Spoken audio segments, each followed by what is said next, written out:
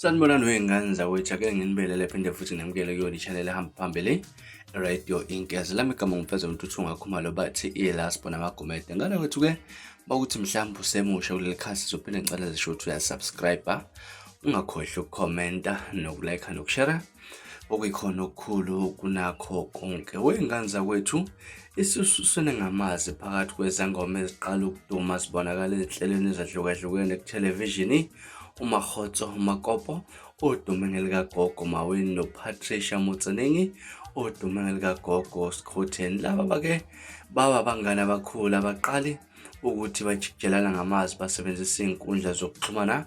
Muva nje indaba yabo isuke ngokuthi uGogo Maweni angene ebukhoma enkundleni yokuxhumana ekhuluma ngoDominic Zaca noNotsitelelo Nxumalo. Laba bakhuluma izinto ezihlukahlukene kodwa kuvela ukuthi-ke icaswe kakhulu uGogo Skhotheni ukuthi uma wena uveza ukuthi indawo athi ngeyakhe ebumnandi akuyona usengezimithi. Uphinde waveza ukuthi usoka likaSkhotheni uMondo wayefuna ukulala noDominic. Emva kwale nkulumo uSkhotheni ubasole bonke ngokuqamba amanga, wabe nengxoxo ku-TikTok noNotsi waphumela obala ngokunengeka kwakho. Ugcine sekhwele edilika uma wena emsola ngokuqambela amanga abantu laphana bakuleli ngezimoto ezintsha kade sande ukuzithenga. Waphinde wathi izimpahla zigqokayo zakwaGucci zakhe zingombombayi. Yena-ke akathanda umuntu aqamba amanga, uzotshela iqiniso ukuthi indoda yakhe ilala namanye amadoda. Uyabona eqatshula amanye wabangani bakhe besilisa komunye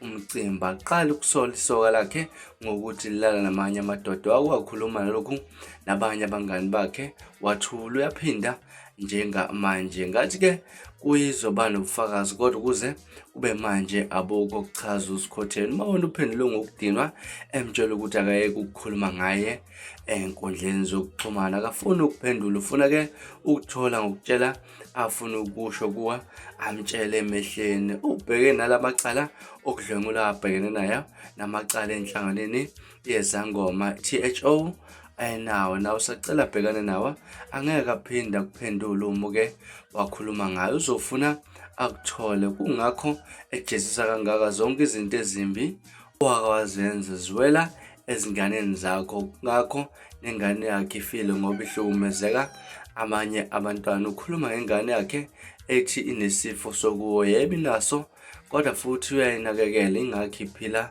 kubhoko uMaweni. Abantu bakuleli bangenele besola uMaweni ngokuthi angakahlekisi ngokushona kwengane kulolu daba, kodwa-ke lokhu akumqedanga amandla uSkhotheni njengoba veza ukuthi uMaweni kunamacala amathathu okubulala abhekene nawo. Uthe nabo unobufakazi ngawo, waveza nokuthi-ke enzeka ngo-2021. uMaweni ngemuva wokuthi uSkhotheni eveze lokhu usho ukuthi ibhokisi lengane lomngcwabo ebelinombhalo othi moyo noma umama engazikalela azichamele okusala ngeke abuye ubabekazi wakho uMaweni. Abantu bakuleli baveza ukuthi indaba yalaba ayingangenwa njengoba ingxabano isijule kakhulu laphana-ke njengoba ubona ibhebhetheka ngalolu hlobo olumangazayo enkundleni zokuxhumana. Ngabe thina okwakho ukubhala lolu daba?